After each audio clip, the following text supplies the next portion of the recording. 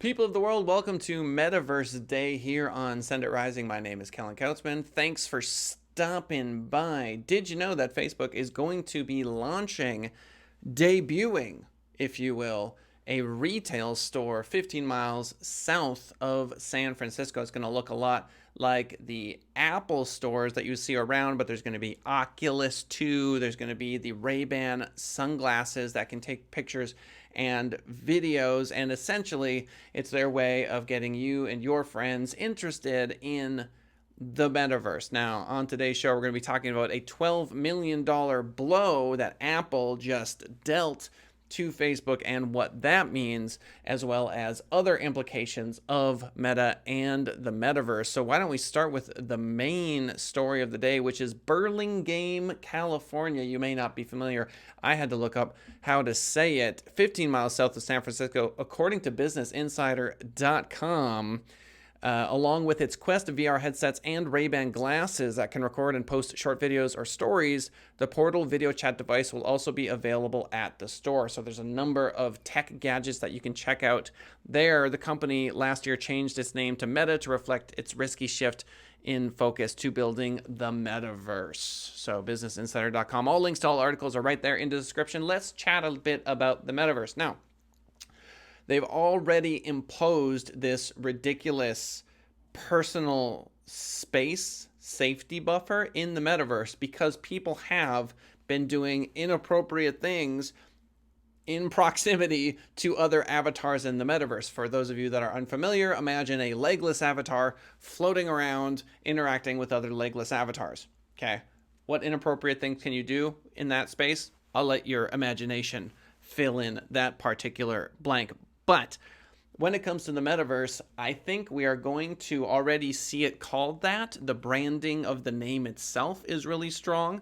But as I've mentioned many times on my TikTok channel, tiktok.com/senditrising, and on other social media, that Sony, Nintendo, PlayStation, Xbox, Microsoft, all of these gaming institutions have essentially metaverses of their own. You don't think Mario is its own metaverse? Of course it is. Link and The Legend of Zelda. Many people have been these avatars for many years, and the branding is so strong. So this notion that Facebook is all of a sudden going to rename their company Meta and take over gaming virtual space, to me, is ridiculous. All of these other platforms, companies have a strong strategy. They have tons of money to fight these particular fights. And Facebook recently got hit with a ridiculous stunner to the cheek. $12 billion blow, according to MobiLAK.com. Apple's new privacy features continue to hit Facebook as increasing numbers of iPhone users opt out from tracking on their devices. 1 year on from its launch, in another stunning blow to Facebook, it seems the revenue hit is going to be even bigger than previously thought. So when I covered this before on the show, we were looking at approximately $3 billion. That number has quadrupled. Back to the article, new analysis says that the app tracking transparency, or ATT, features will cost Facebook $12.8 billion in 2022. So companies like Meta get ambitious when they look at how much profit they have. Google and everything Google's done is a good example of that. Buying campuses all over the world, extravagant salaries, these sorts of things. Now we have the building of the metaverse. But if it comes at a time when Facebook is hemorrhaging money, well, then it doesn't take a CFO to understand that this is problematic. So these ATT changes, according to the article, will by far impact Facebook the most, according to the new data issued by Lotame. So they're predicting a $16 billion revenue impact. But point is, Meta, as a retail outlet, you could say, feels a lot like what we see with Apple. Because essentially, Apple is selling hardware, Meta is selling hardware. Meta makes even more money because once they get you to buy the hardware, they're getting money on the other side of that. Isn't it interesting that Apple is now throwing a right hook, trying to knock Facebook out because Apple sees them as a hardware competitor? So Facebook is stepping into territory that the mafia bosses don't like too much. And so it's become a hardware battle. According to analyticsinsight.net, Is Metaverse technology the future, or is it just a giant sinking ship? Metaverse is the talk of the town these days as it is growing. As it is a growing topic in tech, using a blend of technologies like virtual reality, augmented reality, blockchain, and AI. Metaverse users interact with one another using avatars to represent their real selves. Blah, blah, blah, blah, blah. So this article continues on. I don't care about this article.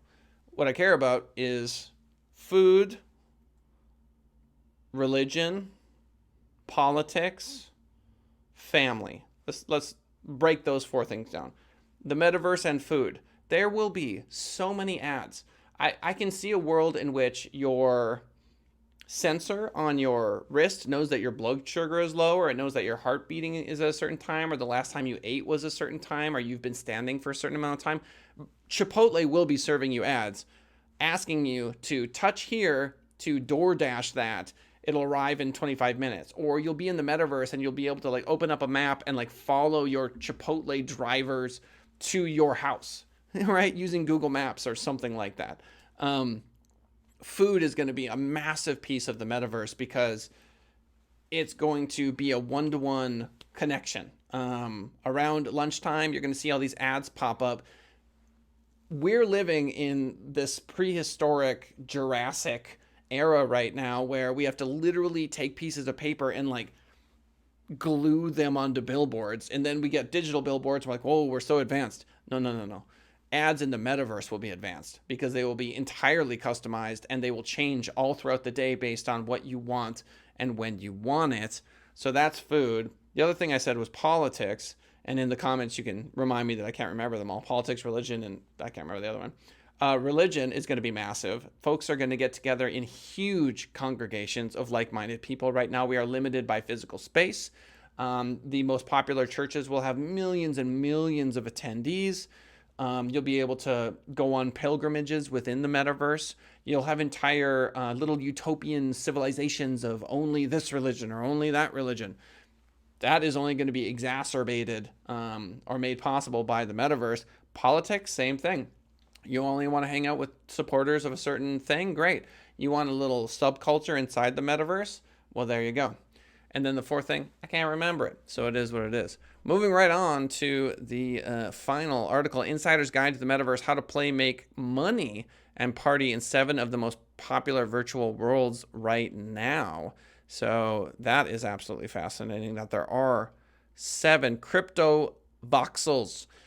This online world, Crypto Voxels, is one of the smaller, lower key metaverses on the list since its creators haven't really focused on big brand partnerships yet. It looks very like a 1980s music video would be a good way of describing that. They have a large emphasis on NFT wearables modeling. Think about that, right? So right now you've got Louis Vuitton, Gucci, and all that sort of stuff. Within the metaverse, you're going to have NFTs that you can sport. Decentraland is a 3D virtual world, one of the more predominant metaverses to make headlines in recent months. Recently hosted a digitized Australian Open and has also worked with other prominent companies like Sotheby's and Samsung to build virtual replicas of their real-life headquarters. Fascinating. Roblox, you're going to know this one. My kids are huge into Roblox.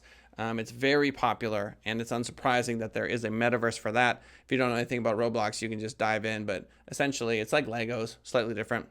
The Sandbox is the voxel-style gaming world. It's jumped to public attention for the expansive real estate sales within the platform, according to BusinessInsider.com, particularly after the clamor over the recreation of Snoop Dogg's mansion. Do you see how all the brands of the world are fighting for this space? This is going to be so interesting.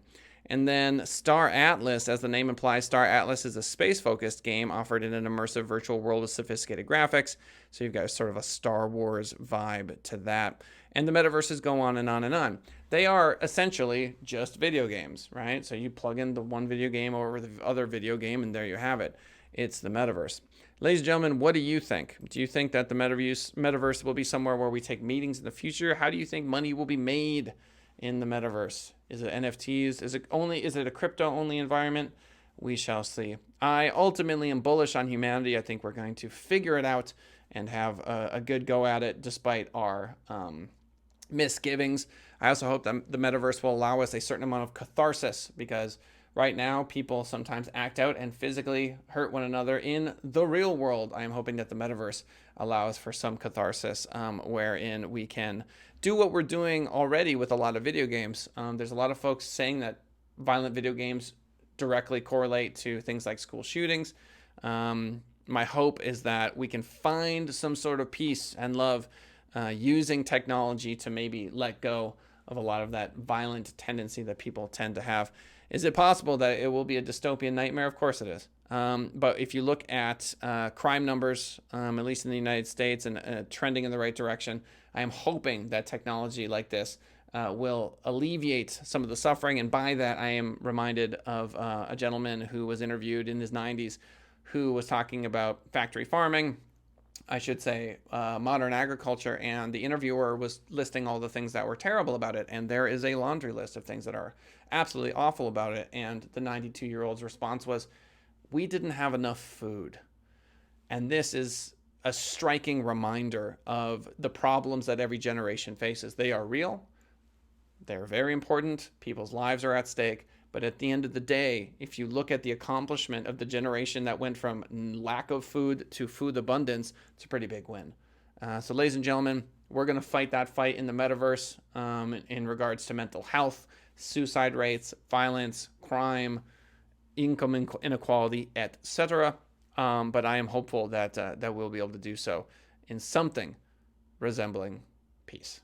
Thanks for swinging by the show today. I appreciate your time. YouTube.com/SendItRising. If you liked today's show, the best thing you can do for me, you already know. So I'm not even going to say it. Thanks for swinging by the show. We'll see you next time. Bye for now.